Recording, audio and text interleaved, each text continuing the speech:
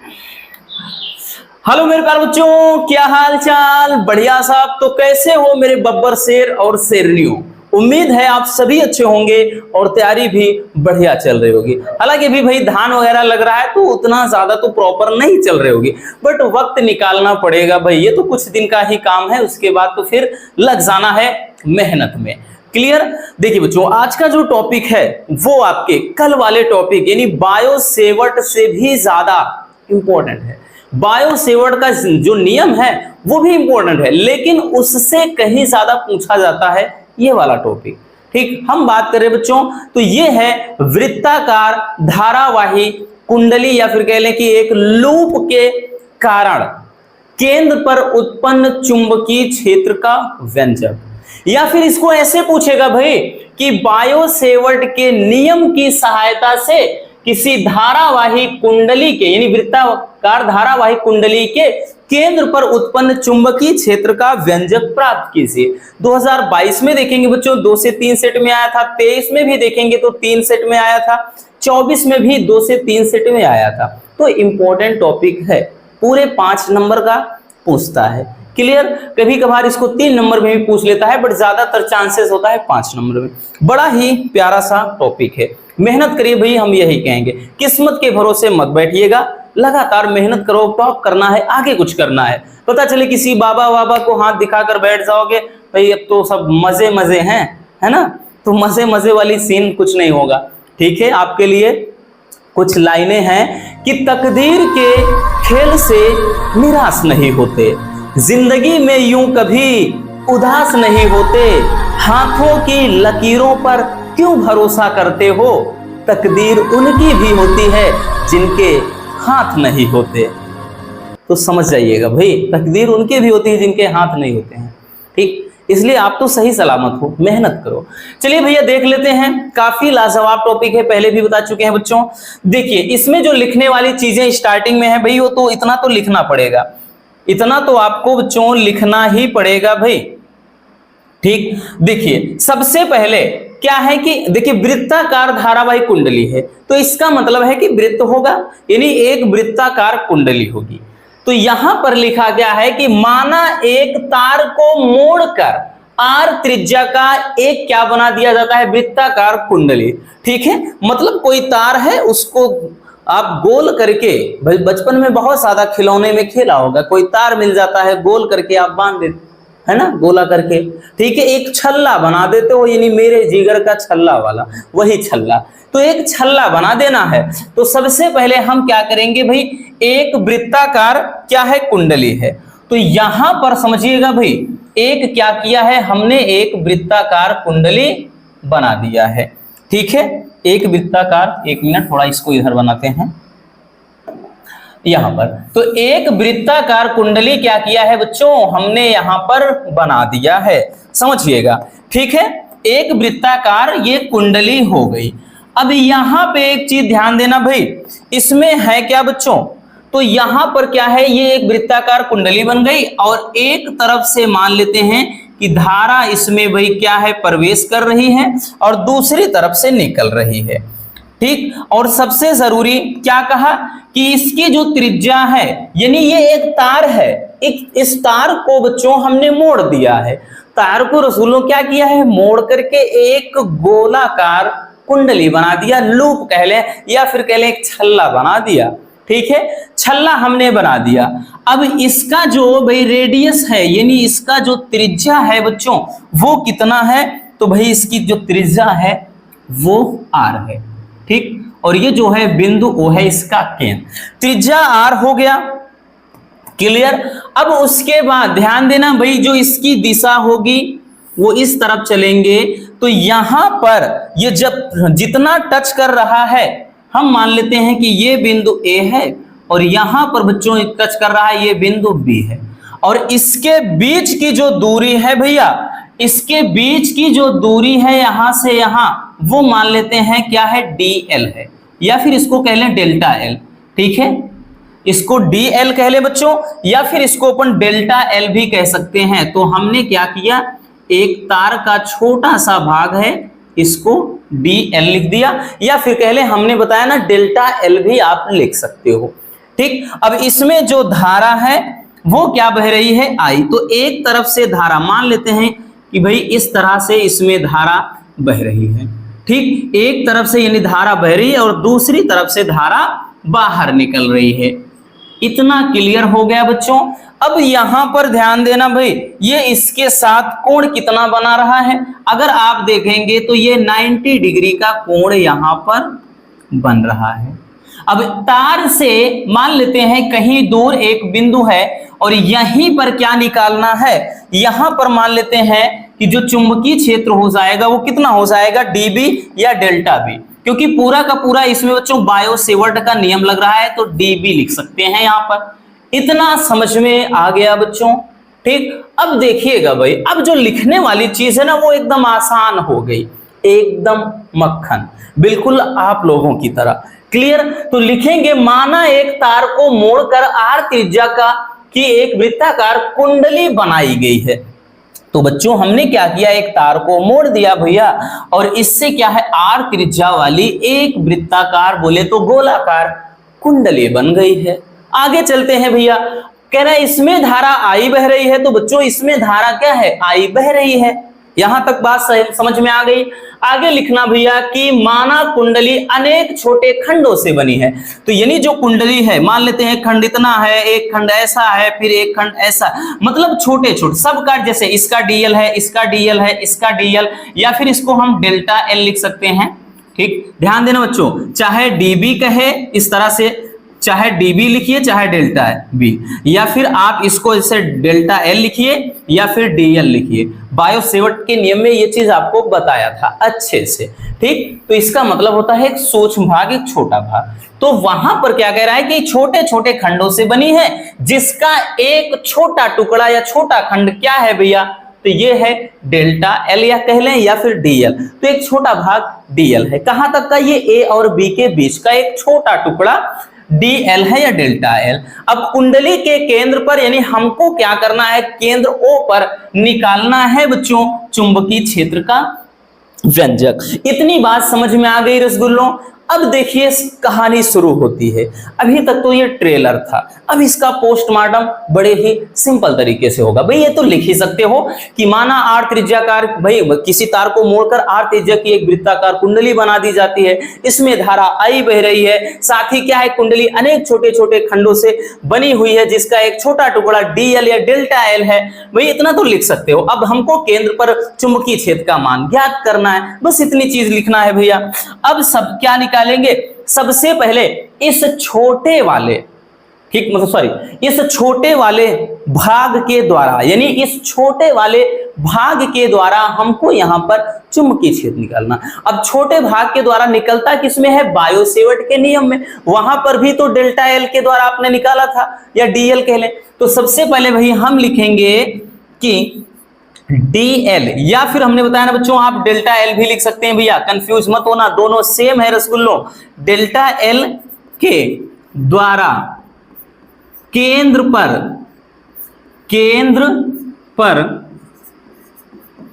उत्पन्न चुंबकीय के कारण लिख सकते हैं, इसके कारण के द्वारा नहीं, कारण के कारण केंद्र पर उत्पन्न चुंबकीय क्षेत्र।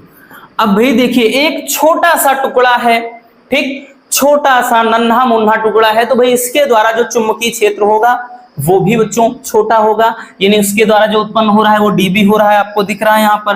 तो ये कितना हो जाएगा, आप dB बराबर लिख सकते हैं क्या, क्या होता है बच्चों, mu naught upon 4 pi I dB sine theta, sorry I DL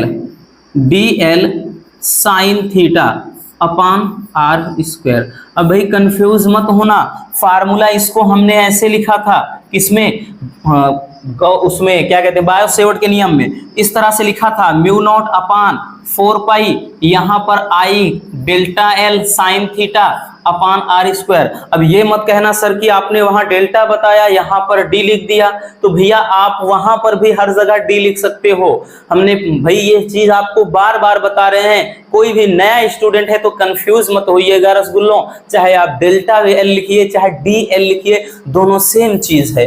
तो ये क्या होता है, हमको पता है कि बायो सेवर्ट का नियम, हमने कुछ नहीं नया लिखा भाई, ये बायो सेवर्ट का नियम ही है, ठीक है। चूंकि वी नो दैट, हमको मालूम है भैया कि जो थीटा का वैल्यू है वो क्या है 90 डिग्री, ये क्या है लंबवत है। आप देख सकते हैं भाई कि जो कोण यहाँ पर बन रहा है, ये देखिए जो कोण बन रहा है वो 90 डिग्री का बन रहा है, ठीक। तो ऐसी सिचुएशन में ये क्या हो जाएगा, तो हम लिख सकते हैं डी बी बराबर म्यू नॉट अपान 4 पाई, ये क्या हो जाएगा I into D L sine 90 degree upon क्या हो जाएगा आर स्क्वायर। अब साइन 90 डिग्री का वैल्यू कितना होता है भैया, तो साइन 90 डिग्री का मान 1 होता है ना, साइन 90 अंश का मान 1 होता है, तो ये पूरा हट जाएगा।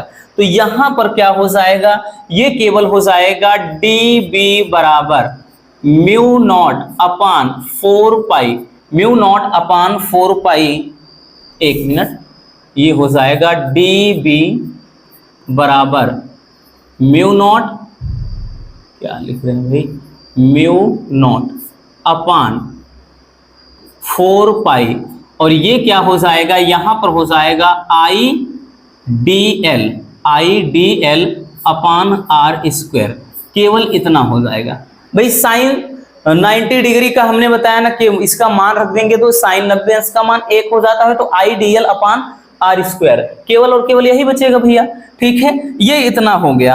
अब हम निकालेंगे कि संपूर्ण कुंडली के, मतलब अभी तक क्या निकाला था जरा गौर से देखिएगा। अभी तक बच्चों हमने एक छोटे से टुकड़े के द्वारा यहां पर कितना चुंबकीय क्षेत्र उत्पन्न होगा, तो थोड़ा ही होगा, ठीक है।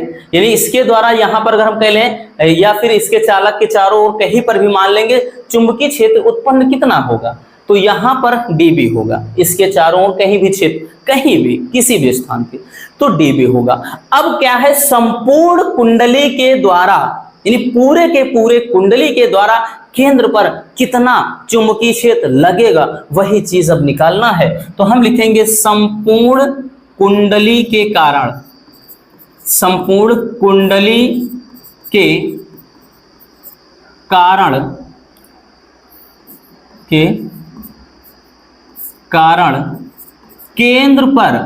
केंद्र पर उत्पन्न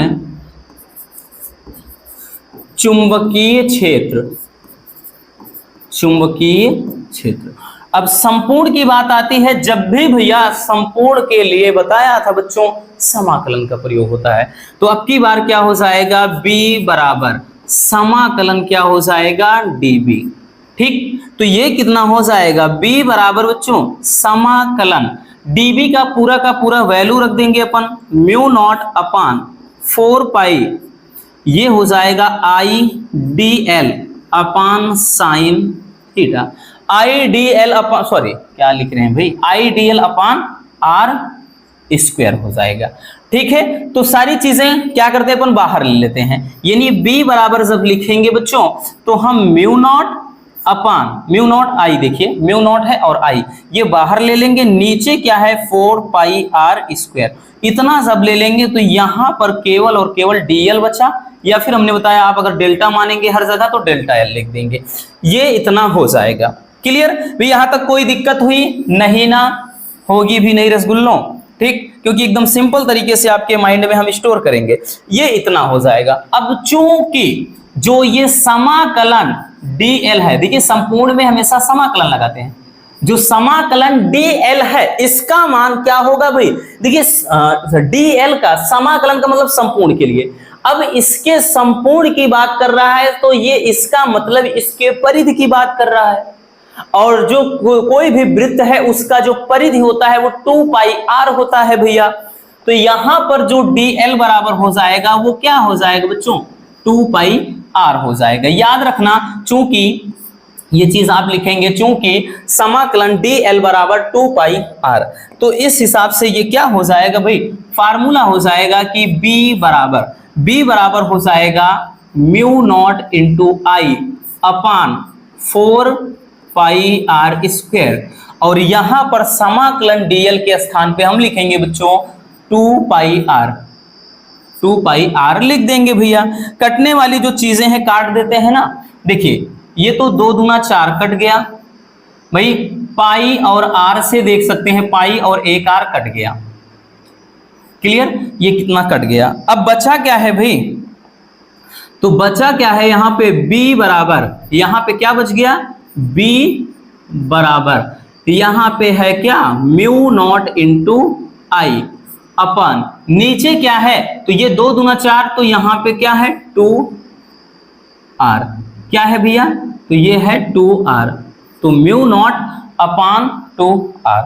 तो यही क्या हो जाएगा, यही हो जाएगा भाई वृत्ताकार धारावाही कुंडली के केंद्र पर उत्पन्न चुंबकीय क्षेत्र का जो व्यंजक, ठीक, यही फार्मूला हो जाए। इस पे न्यूमेरिकल भी आते हैं बच्चों, और साथ ही साथ याद रखना इसके मतलब इसमें ध्यान दो, ये इस पे न्यूमेरिकल भी बनते हैं और इसका डेरिवेशन तो पूछा ही जाता है। अब यहाँ पे हमने बताया ना कि म्यू नॉट, जैसे वैल्यू अगर आपको ना पता हो, म्यू नॉट अपान 2 पाई का मान क्या हो जाएगा, तो 2 गुणे 10 के घात -7, क्योंकि यही तो जब नीचे आता है तो 4 बाई पाई बन जाता है, तो इतने का मान अगर आपको ना पता हो तो इतना होता है, क्लियर।